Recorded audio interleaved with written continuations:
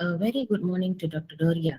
I'm Rekhaa Manohan with method number MPP191203. Would like to present a case study entitled Wrong Answer. There are three main topics that I'm going to present about. First, we look into the summary of the case study.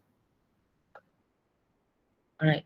In the article Wrong Answer, reveals the truth about Atlanta public schools by telling the reader about Damani Levy's experience in teaching at Parks Middle School. She reports on how standardized test scores were inflated at Parks Middle School in Atlanta, Georgia. Aviv takes an objective outlook on the story, allowing the reader to make up their own mind about the underlying decision. Should the teachers give in and cheat on standardized testing to protect their jobs, schools, and students?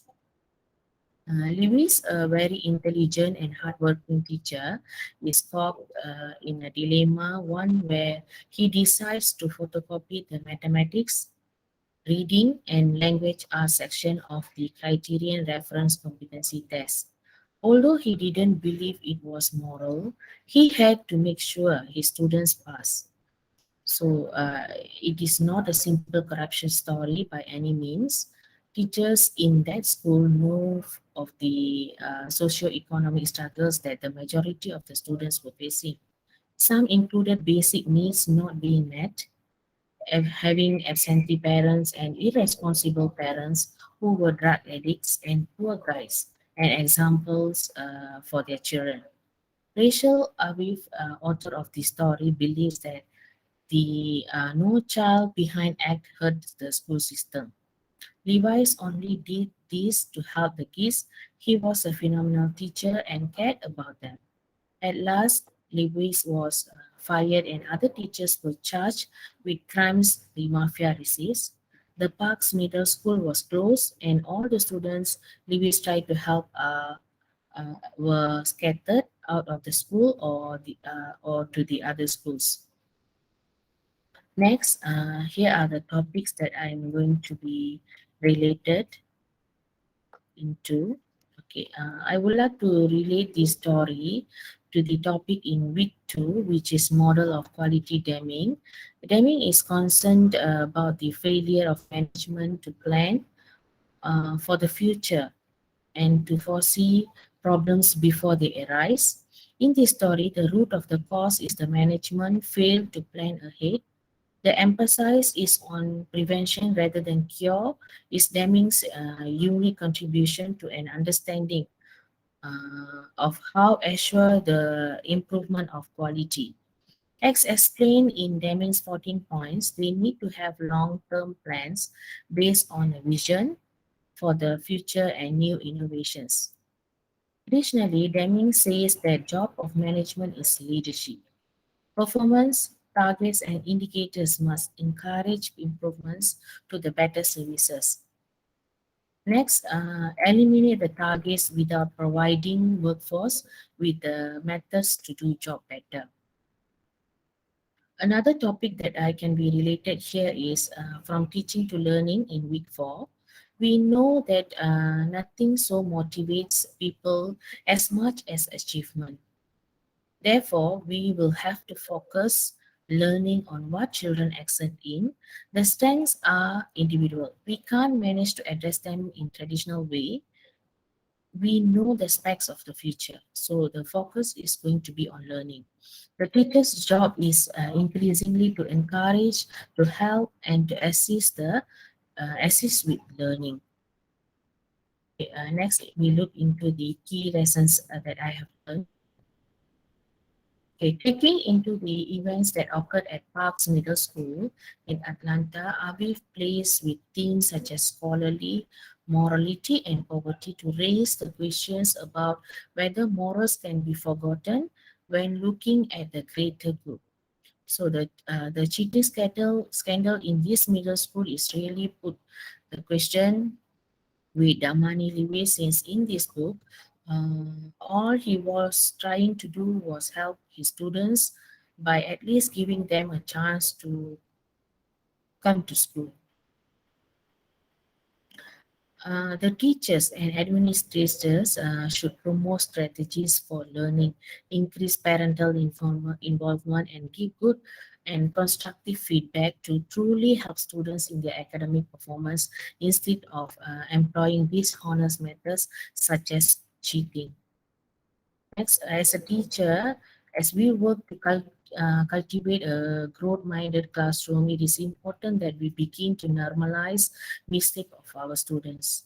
As students experience new things and develop new competencies, it is inevitable that they will make mistakes. If mistakes and failure are seen as a sign of incompetence,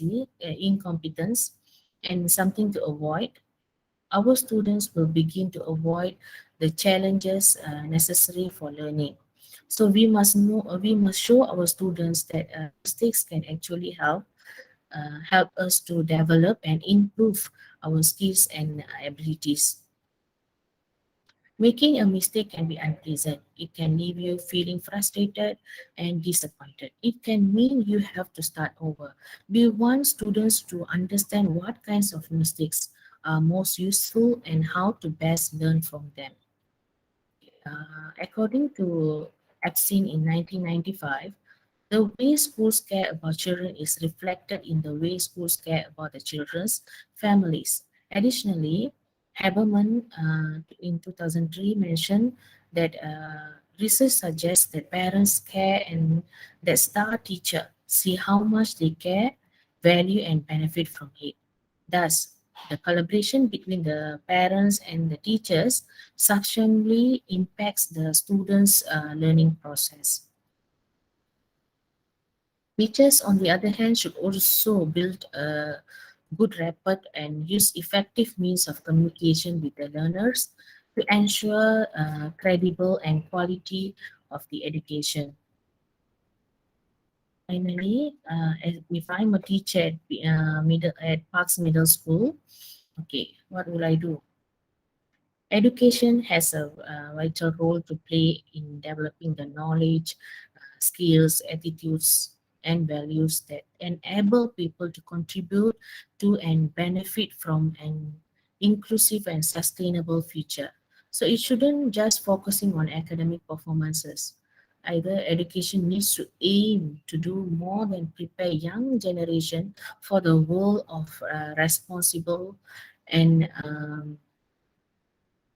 engage citizens. It should be it needs to equip students with skills that they need to become active, responsible, and engaged citizens. Furthermore, in educational system, mistakes are more often punished than seen as an opportunity to learn. So see mistakes as a source of understanding. As a teacher, we should not just correct a mistake, but make sure that students recognize and understand the reason for the mistake. Only in this way can students arrive at a deeper understanding and correct solution method for the mistakes. Next, improve motivation and self-esteem by responding to and overcoming mistakes. A student who successfully fixes something incorrect experiences personal success. They experience directly how worthwhile their effort is and how their competence improves. Such an experience of success leads to the students being more persistent and putting in even more effort in the future when working on reaching a learning goal because they know that they can achieve it. This is how to turn to turn the motivation to learn into something intrinsic, which can be more effective than incentivizing good grades, for example. Okay, next, allow mistakes through learning atmosphere. If students are to be allowed to learn from their mistakes, they must be allowed to make them. It should be clear to students that in a learning situation, mistakes will be handled in a different way than in a performance evaluation where every mistake has a negative consequences. Also, if I'm a teacher, I will try to help to create a mistake-friendly learning atmosphere where students don't feel ashamed of their mistakes. Motivate the students to not give up and to continue to work on to correct the solution. In this way, the reward for learning remains the focus, and constructive way of dealing with mistake is an important foundation of this. Lastly, provide timely feedback so mistakes can be responded to. So in this case, the learning process usually follows these steps in this order. First, practice the activities. Secondly, make errors. Third, get feedback. Fourth, think over the feedback. And last is try again. The less this process is interrupted, the more efficient and effective the learning is. So the earlier a problem is discovered, the easier is to fix it. Uh, in the ideal scenario, a student will receive feedback on how close they are in terms of correctness immediately after giving their solution. So that's all from me, doctor. Thank you very much.